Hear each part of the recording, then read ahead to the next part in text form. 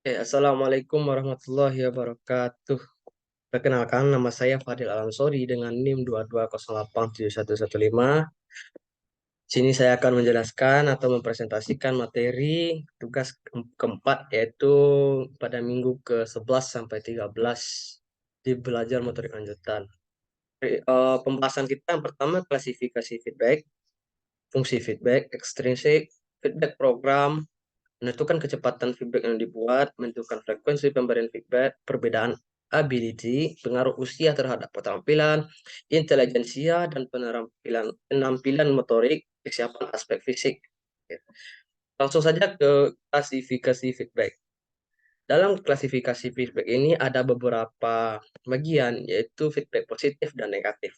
Nah, pada feedback positif ini, itu hasilnya menunjukkan komunikan, memberikan persetujuan atau pendengar atau yang kita komunikasikan seseorang tersebut memberikan persetujuan dan mau mengikuti usulan yang disampaikan kepadanya.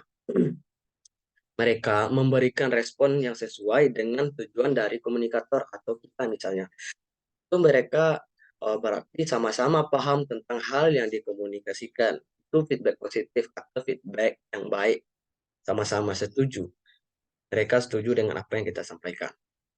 Nah, yang kedua yaitu feedback negatif. Feedback negatif ini adalah kebalikan dari feedback positif. Di sini, komunikan akan merespon dengan pernyataan tidak setuju, bahkan acuh tak acuh atau malah bersikap tidak menyukai apa yang disampaikan kepadanya. Misalnya, saya sebagai komunikator dan teman saya sebagai komunikan. Di sini saya memberikan arah yang benar untuk melakukan passing, passing bawah atau gerakan service. Nah, di sini sang komunikan dia tidak menerima apa yang saya katakan, pernyataan yang saya sampaikan kepada dia tentang cara melakukan yang benar karena dia melakukan gerakan yang salah. Oleh karena itu diberikan nasihat atau arahan. Namun, berbeda dengan feedback positif, dia menyatakan hal yang negatif atau di sini dia tidak setuju dengan arahan saya, yang sehingga dia tidak merespon saya. Dia bersikap tidak suka jika diberi arahan atau apa, dia tidak disukai disu, dia tidak suka diberikan nasihat. Dia akan bersikap acuh-acuh jika kita memberikan nasihat. Dia akan menyuakin kita. Dia tidak akan setuju atau dia akan mendokol dalam hatinya. Selanjutnya ada feedback internal. Di sini feedback internal itu yang disampaikan komunikan atau umpan balik yang disampaikan komunikan untuk dirinya sendiri. Nah, ketika contohnya di sini, ketika Anda menyampaikan sesuatu, lalu Anda menyadari bahwa Anda salah dalam mengucapkan kalimat. Akhirnya Anda membetulkan kalimat tersebut atau dengan mengucapkan kalimat lain yang menurut Anda lebih tepat. Nah, selanjutnya feedback eksternal maaf. Dalam feedback eksternal ini, eh, yang disampaikan, umpan balik yang disampaikan oleh komunikan atau bisa disamakan yang umum terjadi.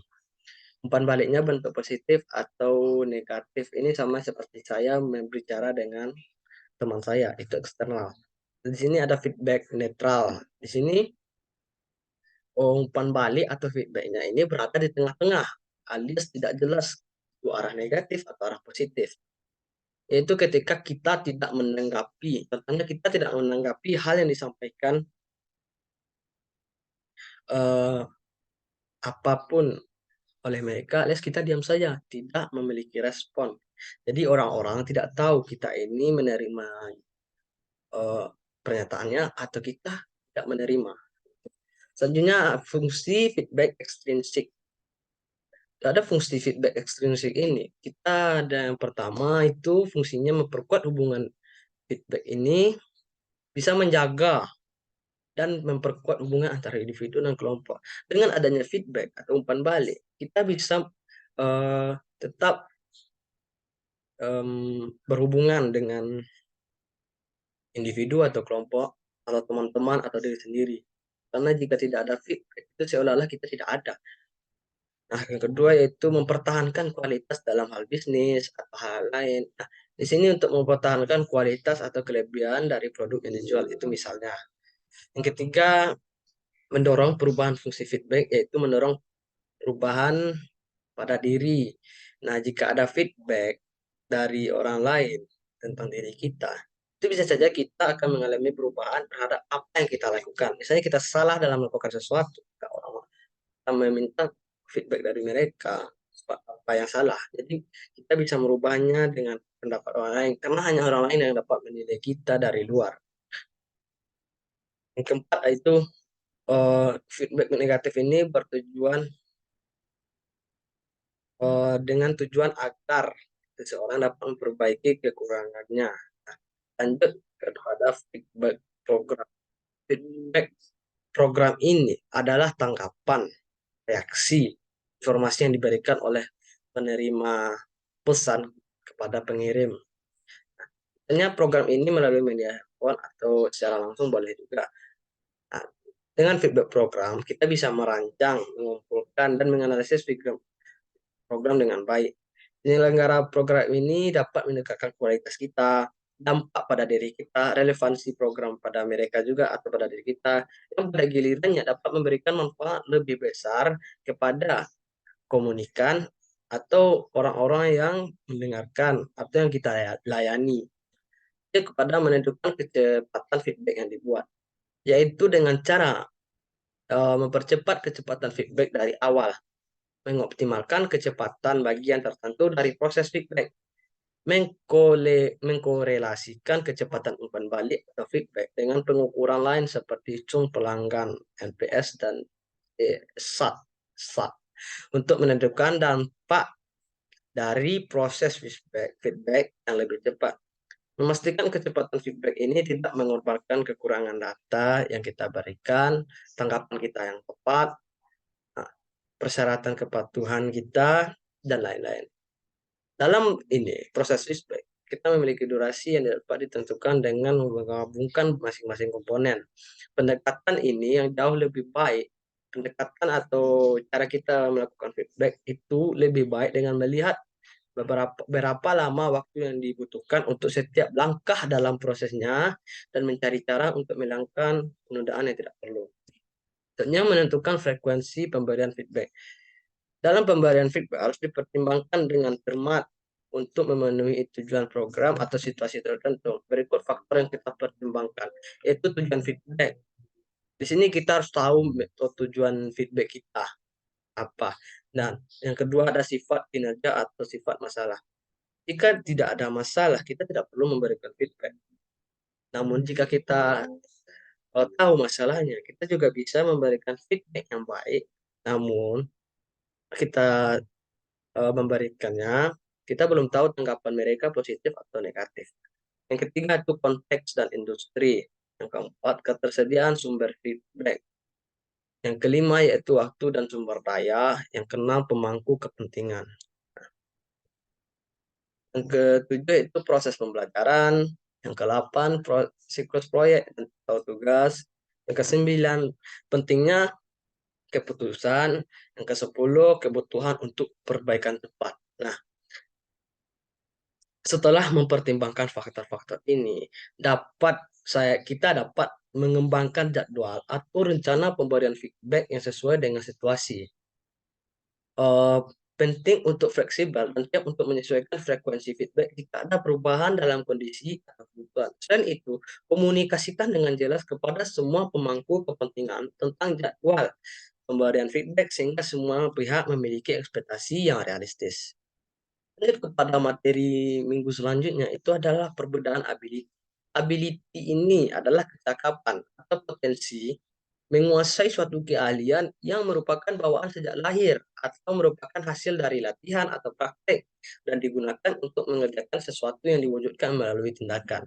Ability ini mampu membuat seseorang atau ability ini membuat seseorang mampu untuk menyelesaikan tugas.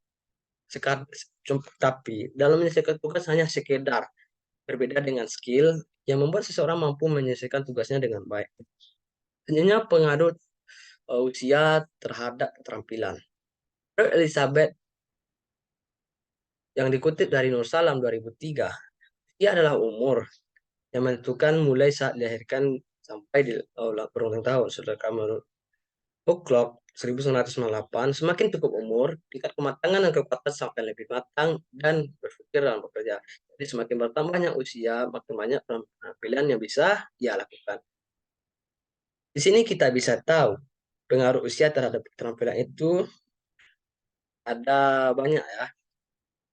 Jika dia semakin usianya bertambah, keterampilannya semakin banyak, pengalamannya yang dia alami, yang dia jalani akan semakin bertambah, akan semakin banyak sekali. Sehingga orang yang memiliki usia 15 tahun, itu pengalaman dan keterampilan dalam melakukan sesuatu hal sangat berbeda dengan orang yang sudah berusia dengan usia 30 tahun. Nah, lanjut pada intelijensia. Oke. Lanjut pada intelijensia dan penampilan motorik. Untuk dapat menyerap konsep-konsep gerakan dalam pembelajaran, dibutuhkan kemampuan intelijensi yang tinggi dari peserta didik. Seorang peserta didik akan memiliki kemampuan intelijensi yang baik apabila rajin serta aktif dalam berlatih. Sehingga nantinya kemampuan tersebut akan memberikan kontribusi kepada individu agar mampu mempelajari secara cepat dan cermat kecakapan dasar dan keterampilan motorik. Lanjut kepada kesiapan aspek fisik. Kesiapan aspek fisik ini adalah tenaga yang cukup, kesehatan yang baik, sementara kesiapan mental itu memiliki minat dan motivasi untuk melakukan suatu kegiatan. Aspek kegiatan itu meliputi perkembangan motorik kasar dan halus, kognitif, sosial emosi, bahasa, serta kecakapan literasi. Nah, aspek fisik ini kita tahu tenaga yang cukup dan kesehatan yang baik. Jika kita ingin melakukan keterampilan gerak atau pembelajaran gerak atau pembelajaran keterampilan, jika kita tidak memiliki tenaga yang cukup, kesehatan yang kurang, maka gerakan-gerakan tersebut akan terminimalkan atau minus. Minus di sini karena tenaga yang tidak cukup membuat gerakan loyo dan tidak sigap seperti hal biasanya.